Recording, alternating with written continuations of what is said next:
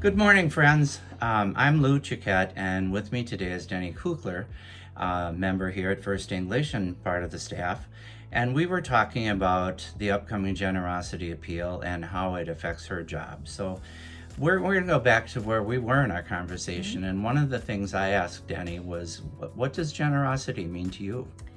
To me, generosity means giving freely of your time, your talents, your funds, anything to help you live out your call that brings you joy and helps you fill your heart. So in terms of generosity, talk a little bit about, you did such a beautiful job explaining the relationship between generosity and Ruby's Pantry. Ruby's Pantry is a great example of generosity.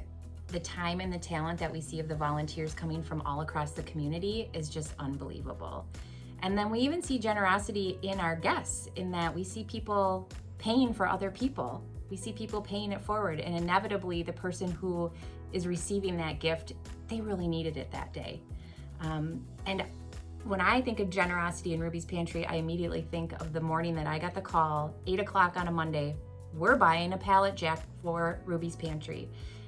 I burst into tears. It was just the most generous, awesome thing. It makes it all so much easier. There was no ask there. It was just, this is something that we need to do for this program. Yeah. All right. So another part of your job is looking at how we connect with our neighbors. So in terms of generosity appeal, and we know that that strand is alive and well here, how does that connect with the work you're doing with connecting with our neighbors? It's so important because we need to be able to have the ability to just imagine the possibilities. And while we may not know today what we would spend money on, tomorrow we may meet someone, or we may have a possibility where we can really go out and do God's work with our hands. And so having those funds available is really critically important to having this blue sky thinking. Great. And I have a feeling you're talking to people who are looking for ways that they can fund different projects through their generosity. So absolutely. You're accepting money, I bet. Sure. All right, sure, great. Always. All right. Great talking with you, Denny. Thanks, Lou.